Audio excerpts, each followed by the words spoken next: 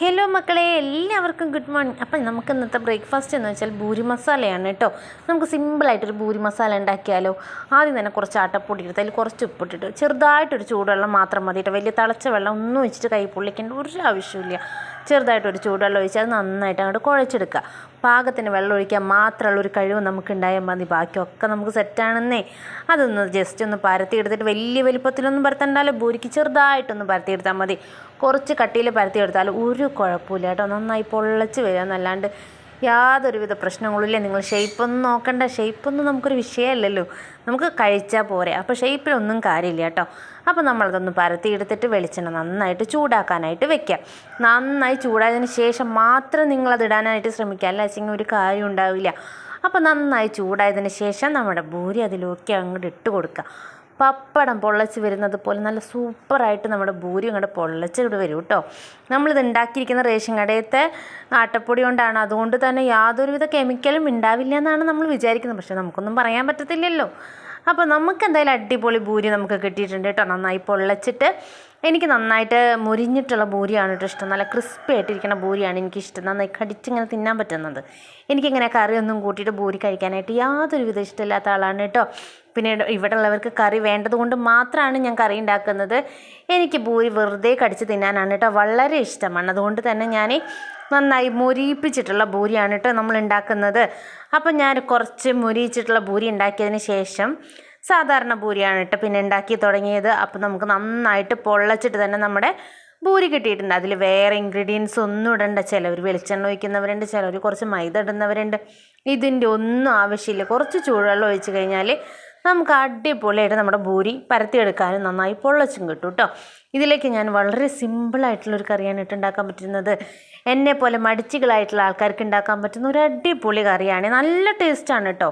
സിമ്പിളാണെന്ന് വെച്ചാൽ ടേസ്റ്റിന് ഒരു കുറവുമില്ല. അതിലോട്ടൊരു 2 ഉരുളൻകിഴങ്ങും, ഒരു സബോളയും, പിന്നെ ഒരു ചെറിയ കഷ്ണം ഇഞ്ചി, കുറച്ച് പച്ചമുളക്, ഇത് മാത്രമാണ് കേട്ടോ ഞാൻ എടുത്തിട്ടുള്ളത്. അതിലേക്ക് ഞാനൊരു ഭംഗിക്ക് കുറച്ച് വേപ്പിൻ്റെ ഇല ഇട്ടിട്ടുണ്ട്. കാരണം വേപ്പിൻ്റെ ഇല കുക്കറിലിട്ട് അടിക്കുന്നത് നല്ലതല്ല കേട്ടോ. നല്ലതല്ല എന്ന് പറയുന്നുണ്ട്. കാരണം ഹോളിലിട്ട് വേപ്പില ചെന്നിരുന്ന് കഴിഞ്ഞാൽ വിസിലടിക്കാനും കുക്കർ പൊട്ടിത്തെറിക്കാനൊക്കെ ഉള്ള സാധ്യത ഉണ്ട്. എന്നാലും നമുക്കൊരു മനസ്സമാധാനത്തിന് നമ്മുടെ വീട്ടിലുണ്ടായ വേപ്പിലാണല്ലോ. അപ്പോൾ അത് കുറച്ചങ്ങോട്ട് ഇടുക, അത്ര തന്നെ. അപ്പോൾ അതൊക്കെ നന്നായിട്ട് ഇട്ടതിന് ശേഷം ഒരു കുക്കറിലോട്ട് ആക്കിയിട്ട് കുറച്ച് ഉപ്പിടുക കേട്ടോ. ഞാൻ കൂടുതലായിട്ട് കല്ലുപ്പാണ് യൂസ് ചെയ്യാറ്. ഞാൻ പൊടിപ്പ് അങ്ങനെ ഉപയോഗിക്കാറില്ല കേട്ടോ. എനിക്ക് പൊടിപ്പ് ഇഷ്ടമില്ലാത്ത ആളാണ്. അതുകൊണ്ട് ഞാൻ പൊടിപ്പ് ഉപയോഗിക്കാറില്ല. നിങ്ങൾക്ക് ഏതുപ്പാണ് നിങ്ങൾക്ക് ഇതെന്ന് വെച്ചിട്ടുണ്ടെങ്കിൽ നിങ്ങൾ ആ ഉപ്പ് യൂസ് ചെയ്തോളൂ കേട്ടോ. പിന്നെ ഞാൻ കുറച്ച് മഞ്ഞൾപ്പൊടിയാണ് യൂസ് ചെയ്യുന്നത്.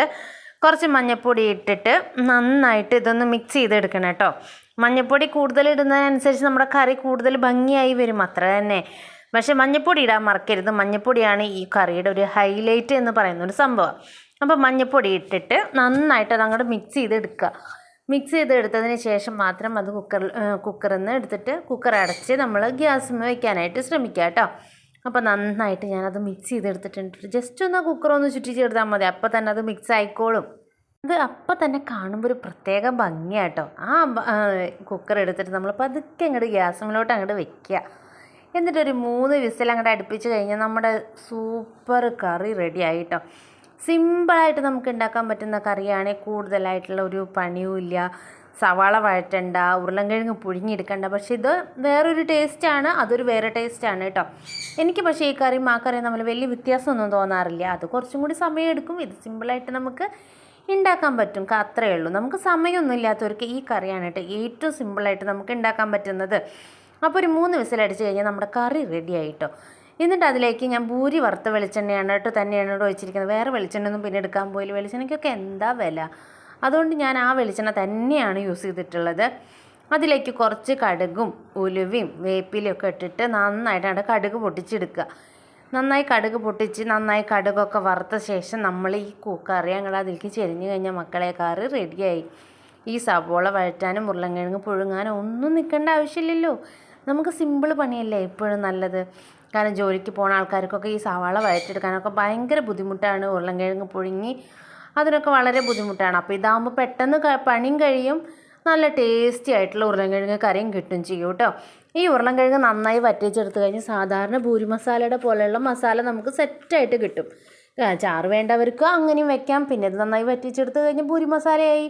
അത്ര വ്യത്യാസമേ ഉള്ളൂ കേട്ടോ. പിന്നെ ഉരുളൻകിഴങ്ങ് പുഴുങ്ങിയെടുത്തിട്ട് കറി വെക്കുമ്പോഴുള്ള ഗുണം എന്താണെന്ന് വെച്ച് കഴിഞ്ഞാൽ ഗ്യാസിൻ്റെ പ്രശ്നമുള്ളവർക്ക് ഗ്യാസ് ഉണ്ടാവില്ല എന്നാണ് പറയുന്നത്. പക്ഷേ എനിക്ക് അങ്ങനെയൊന്നും തോന്നിയിട്ടില്ല കേട്ടോ. ഗ്യാസ് ഉള്ളവർക്ക് ഉരുളൻകിഴങ്ങ് കഴിച്ചാൽ ഗ്യാസ് വരിക തന്നെ ചെയ്യും, അത്രേ ഉള്ളൂ. അപ്പോൾ നമുക്ക് അടിപൊളിയായിട്ടൊരു കറി റെഡി ആയിട്ടുണ്ട്. പൂരിക്ക് പറ്റിയ കറിയാണ് കേട്ടോ, നല്ല ടേസ്റ്റാണ്. കുറച്ചും കൂടി കൂടുതൽ പച്ചമുളകൊക്കെ ഇട്ട് കഴിഞ്ഞാൽ നല്ലൊരു എരിവും നല്ലൊരു ടേസ്റ്റി ആയിട്ടുള്ള ചായക്കുള്ള പലഹാരം സിമ്പിളായിട്ട് നമുക്ക് റെഡിയാക്കാം കേട്ടോ. ജോലിക്കൊക്കെ പോകുന്ന ആൾക്കാർക്ക് സിമ്പിളായിട്ട് ഉണ്ടാക്കാൻ പറ്റുന്ന ഒരു കറിയും മസാലയാണ് കേട്ടോ ഞാൻ ഇന്ന് ഉണ്ടാക്കിയിരിക്കുന്നത്. നിങ്ങൾക്ക് ഇഷ്ടപ്പെട്ടാൽ ലൈക്ക് ചെയ്യണേ.